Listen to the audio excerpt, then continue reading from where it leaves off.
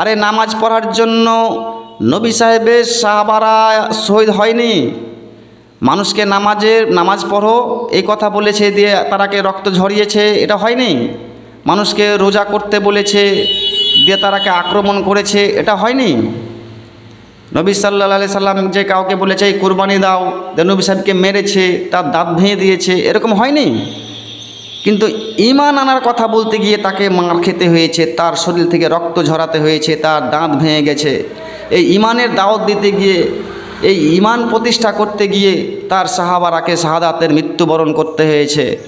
শুধু ঈমানকে কেন্দ্র করে, শুধু কালিমাকে কেন্দ্র করে, আর আপনি কালিমার কথা বাদ দিয়ে নামাজ, রোজা, হজ, জাকাত, মানে যেগুলাতে আপনাদের ফায়দা আছে, নামাজ পড়ালেও টাকা পাবেন, রোজা মানুষকে রাখাইছেন তাও টাকা পেয়েছেন। দেখেন মৌলভী সাহেবেরা বিনা লাভে চলবে না, ও নামাজ পড়াইছে টাকা পেয়েছে, 5 ওয়াক্ত নামাজ পড়েছে, মাইনা পেয়েছে মৌলভী সাহেব মসজিদে। রোজার মাসে রোজা করাবে, মানুষকে ভোর রাত্রে তোলাবে, ওঠো ভাত খাও, সেহেরি খাও, সেহেরি, টাকা পাবে। ইফতার করাইছে, টাইম হয়ে গেছে, রোজা ইফতার করেন, ও বললো আমরা রোজা ইফতার করব সঠিক টাইমে, না বললো রোজা ইফতার করব, ঠিক আছে, এর জন্য আবার টাকা।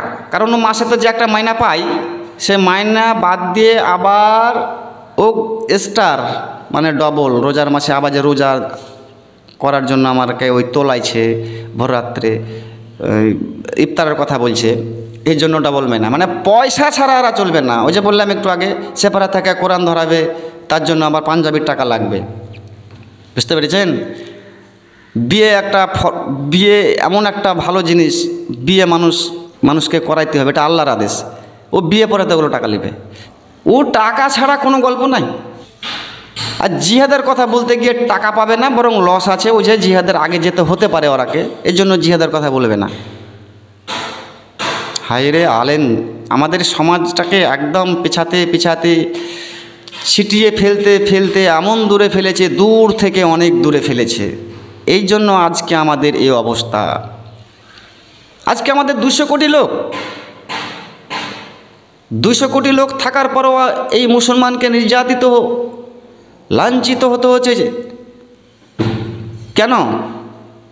ঐক্যবোধ নাই, ঐক্যবোধ রাখতে পারে না সেই আলেমেরা, সেই ইমামেরা। ঐক্যবোধ রাখার দায়িত্ব কাদের? ইসলামকে একই প্ল্যাটফর্মে রাখার দায়িত্ব কাদের? ইমামদের, আলেমদের। তারা সেটা ভুলে গেছে। নিজের কর্মের, নিজের পকেট ভরার জন্য শুধু মসজিদে বসে নামাজ পড়ো বাস। 200 কোটি মুসলমান থাকার পর আজকে আমাদের এই অবস্থা কেন? আসলে একই প্ল্যাটফর্মে রাখতে পারে না তারা। কি করে রাখবে? এক বক্তা দেখছি ও আল হাদিস দাবি করছে যে আমি আল হাদিস, আমি অমুক সাইদি, মাওলানা অমুক মাদানি, ও বিভিন্ন রকম টাইটেলের জায়গায় 3 লাইন, টাইটেল লিখতে গিয়ে 3 লাইন। আগে এরকম ছিল না, সাহাবার যুগে কোনো এরকম টাইটেল ছিল না।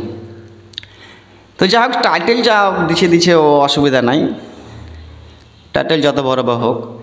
এরা নিজেকে সাফি দাবি, আল হাদিস দাবি করছে।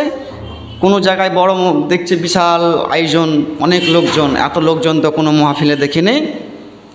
ও একটু ইশারা ইঙ্গিতে লেলে এটা কোন এলাকা, আল হাদিস এলাকা না হানাফি এলাকা? না, এটা আল হাদিস এলাকা। আর ও তো নিজে আল হাদিস, ও তো নিজে সাফি, বুঝলেন। ও অন্য কিছু দেখাশোনা নাই। হানাফিটাকে নিয়ে, বুঝলেন, যারা হানাফি আছে তারাকে নিয়ে একদম বুঝতেই পারছেন, যা ইচ্ছা তাই। আর মানুষও মাথা মোটা, হাততালি আর নারায় তাকবীর, আল্লাহু আকবার। কিন্তু এটা হানাফিরাকে পৌঁছাইছে ও, এটা কিন্তু ফেসবুকে চলছে। হানাফিরা দেখবে, ওকে নিয়ে আবার ওরা ওখানে ডিবেট করবে। হানাফিরা, যে হানাফির বড় হুজুর আছে সেইবার বড় মাহফিলে। কিন্তু আপনারা জেনে রাখেন, আল হাদিসের মাহফিলে যা লোক থাকবে তার 4 গুণ বেশি লোক থাকবে হানাফিদের মজলিসে। হানাফিদের যে মিলাদ হয় না, জালসা হয়, এই আমাদের আল হাদিসের যা লোক সংখ্যা হয় ওই মজলিসে, তার থেকে 4 গুণ বেশি হবে হানাফিদের। এবার সে সাফিদের বিরুদ্ধে বকতে লাগলো, আল হাদিসের বিরুদ্ধে বকতে লাগলো সেই হুজুর, সেই পীর বাবা, সেই হুজুর এবার সাফিদের বিরুদ্ধে যা ইচ্ছা তা বকতে লাগলো। আরে মুসলমান তো ওই হুজুরও, মুসলমান তো সে আল হাদিসের ওই বক্তাও। এবার এরা মুসলমানে বুঝতে পারছেন, বিরোধী লাগিয়ে দিল। আর ফেসবুক খুলে কোনো বেধর্মী লোক, কোনো কাফের, হিন্দু, খ্রিস্টান এরা দেখছে আর মুচকে মুচকে হাসছে, খুব মজা। ওরা তো জানে যে মুসলমানের মধ্যে একতা নাই, একতা নাই মানে ঈমান নাই। তাহলে আমাদের ভয় কোথায়? ওরা হাসছে, ওরা ফায়দাটা লুটছে ওরা। বুঝতে পেরেছেন? এই হচ্ছে আমাদের অবস্থা। এই জন্য আজকে 200 কোটি মুসলমান থাকার পরেও আজকে আমাদেরকে লাঞ্ছিত হতে হচ্ছে, মাজলুম হতে হচ্ছে। এর দায় হচ্ছে কিন্তু এরকম বক্তারা। নবী সাল্লাল্লাহু আলাইহি সাল্লামের সময় আপনারা শুনেছেন বদরের যুদ্ধের কাহিনী। 1000 কাফের, অস্ত্রধারী কাফের সেই যুদ্ধের ময়দানে গিয়েছিল, আর মাত্র 313 জন মুসলমান, মাত্র 313 জন মুসলমান বিনা অস্ত্রের দ্বারা। বিনা অস্ত্র মানে কি জানেন? বিনা অস্ত্র মানে হতে পারে কারোর কাছে পাথর, হয়তো 300 জনের মধ্যে 5 জনের কাছে তরোয়াল, কিছু জনের কাছে খেজুরের ডাল, এই হচ্ছে অস্ত্র। আর 1000 কাফেরদের অস্ত্র ছিল, তাদের কাছে আধুনিক টাইপেরই অস্ত্র ছিল। সেই 1000 কাফেরকে ওই 313 জন মুসলমান ওই যুদ্ধের ময়দান থেকে তাড়িয়ে দিয়েছিল, জয় ছিনিয়ে এনেছিল সেই মুসলমানই, মাত্র 313 জন। কারণ কি জানেন? তাদের ঈমান ছিল মজবুত, সেটাকে আসল অস্ত্র হিসাবে ব্যবহার করেছিল। আর তখন ঐক্যবদ্ধ রাখার দায়িত্ব ছিল নবী আকরাম সাল্লাল্লাহু আলাইহি সাল্লাম। তিনি কিভাবে প্রশিক্ষণ দিয়েছিলেন 313 জনকে, কিভাবে ট্রেনিং করিয়েছিলেন, কোন সাহসে 1000 কাফেরদের মধ্যে ওই 313 জনকে যুদ্ধের ময়দানে নিয়ে চলে গেলেন? তাহলে আজকে আমাদের সামনে জীবিত নবী সাল্লাল্লাহু আলাইহি সাল্লাম নাই, কিন্তু তার হাদিস, তার কথাবার্তা, যে তিনি যেভাবে চলেছেন সেগুলো তো আপনারা পড়ছেন। তাহলে সে যেভাবে জিহাদের কথা বলেছিল, জিহাদ করার জন্য প্রশিক্ষণ দিয়েছিল, জিহাদ কি জিনিস, জিহাদ করতে গিয়ে শহীদ হলে বিনা হিসাবে জান্নাত, শাহাদাতের মৃত্যু, এগুলা কোথায় গেল? এগুলা সব কিতাব থেকে উঠিয়ে দিয়েছে নাকি? আমাদের আজকে দেখছি এই দুনিয়াতে বিভিন্ন রকমের দল এসছে। পার্টির নাম কোনটা সিপিএম, কোনটা তৃণমূল, কোনটা বিজেপি, কোনটা কংগ্রেস, কোনটা আইএসএফ, কোনটা বিএসএফ, এই কী মেলা রকমের দল। মানুষের মাথা মোটা নানা রকমের দল করতে পারে, তার ব্যক্তিগত ব্যাপার। কিন্তু অ্যাকচুয়ালি জানেন মাত্র 2টা দল। কটা বললাম? মাত্র 2টা দল এই দুনিয়াতেও আছে, আখেরাতেও আছে। আচ্ছা বলুন তো, ধরে নেন আপনি বিজেপি করেন, সারা জীবন বিজেপি করছেন, বিজেপির কর্মী হয়ে বিজেপির ভোট প্রচার করছেন, বিজেপির ভোট করছেন, বিজেপির নেতাগিরি করছেন, আপনি বিজেপির হয়ে যত যা কর্মকাণ্ড যা করার দরকার সব করছেন। এবার ওই ব্যক্তি ভোটের কোনো সময় বিজেপির প্রচার করতে গিয়ে যদি কোনো কংগ্রেসের পার্টি অফিসে গিয়ে কংগ্রেসের লোকের কাছে গিয়ে বলে, ভাই ভোট প্রচার করতে গিয়ে আবার 5000 কমে গেল, তো 5000 টাকা দেখি, 1 কাপ চা দেখি বা 1 গ্লাস শরবত দেখি, দিবে? কংগ্রেসের লোক দিবে ওকে? কংগ্রেসের নেতা ওকে দিবে? বরং বলবে, ভাই তুমি তাড়াতাড়ি এখান থেকে যাও, না তো আমাদের পার্টির ওপর মহলের লোক যদি জানতে পারে তাহলে তোমার খবর আছে, বলবে না? ও তাড়াতাড়ি পালাবে ওখান থেকে। কেন দিবে ওকে? ও তো বিজেপি করে। সাপোজ ও বিজেপি করে, ও কংগ্রেসের পার্টি অফিসে গিয়ে কেন ও টাকা চাইবে বা কেন চা খেতে চাইবে? দিবে কি? দিবে না। অনুরূপভাবে এই দুনিয়াতে দুটা দল রয়েছে, একটা ইবলিসের দল, একটা আল্লাহর দল।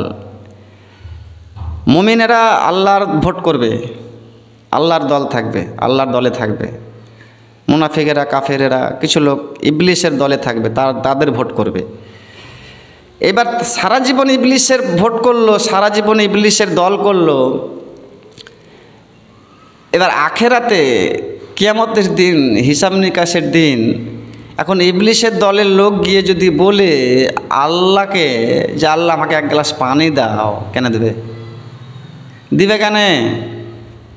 ও তো আল্লাহর ভোট করেনি, ও তো ইবলিসের ভোট করেছে। ইবলিসের ভোট করার পরে ও আবার শয়তান। আল্লাহ তো ওনার সাথে পানি দিবে না, কিন্তু আল্লাহর যারা কর্মী, যারা ভোট করেছিল, আল্লাহর যারা গোলাম ছিল, সারা জীবন যারা আল্লাহর প্রচারে ছিল, আল্লাহর ভোট করতে করতে করতে করতে করতে মৃত্যুবরণ করেছে, ও আল্লাহর কাছে যখন পানি চাইতে যাবে ওই ইবলিসের দলের লোক, তো আল্লাহ কিছু বলার আগে আমার মনে হয় আল্লাহর যারা ভোটার ছিল না, যারা গোলাম ছিল, যারা কর্মী ছিল, যারা মুমিন ছিল, আল্লাহর ইবাদত করতো, তারাই মনে হয় ওকে পিঠে হাঁকাবে। বাট শালা আমরা আল্লাহর ভোটার, আমরা আল্লাহর দলের লোক, পানি খাবো আমরা খাবো, যা করবো আমরা করবো, তোরা তো ইবলিসের দলের লোক, এখানে কেন? যা যা যা ইবলিসের কাছে যা, তোরা শয়তানের দলের লোক, শয়তানের কাছে যা।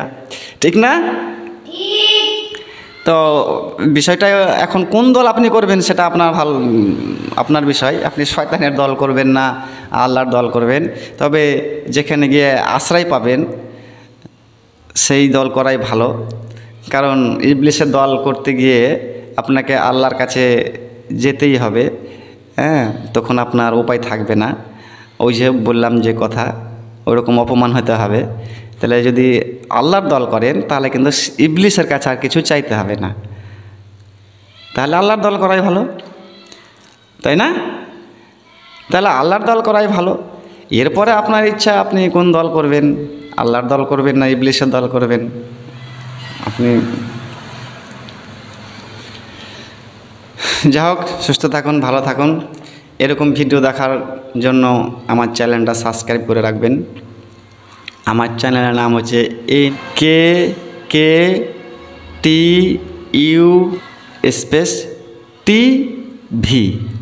এই চ্যানেল সার্চ করার পরে সাবস্ক্রাইব করবেন। এরকম ভিডিও দেখার জন্য আপনার কাছে নোটিফিকেশন চলে যাবে, দেখবেন। আর কমেন্টে কিছু জানাবেন, বলার মধ্যে অনেক ভুল ত্রুটি হয়, ভুলগুলাও তুলে ধরবেন, জানাবেন। আমি জানি এরকম ভিডিও কিছু আলেমেরা দেখলে তাদেরকে খারাপ লাগবে, কিন্তু আমি যা বলছি আমার মন বলছে সত্যই বলছি, সঠিক বলছি। তার মধ্যে থেকে যদি ভুল হয়ে থাকে ক্ষমা করবেন। আর ব্যক্তিগতভাবে কেহ দুঃখ করবেন না।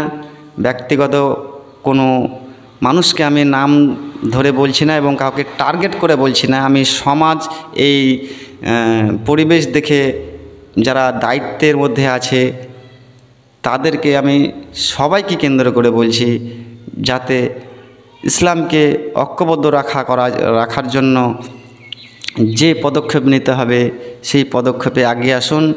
ইসলামকে একই প্ল্যাটফর্মে রাখতে হবে, কিভাবে রাখতে হবে সেই পদক্ষেপ নেন। ইসলামকে ছিটিয়ে তহস নহস করে, ইসলামের মধ্যে, মুসলমানের মধ্যে একদম ছিন্ন বিচ্ছিন্ন করে, তহস নহস করে, এলোমেলো করে দিয়েন না। তারাকে একই জায়গায়, একই প্ল্যাটফর্মে একসাথে থাকা, ওঠা বসা, চলার, এরকম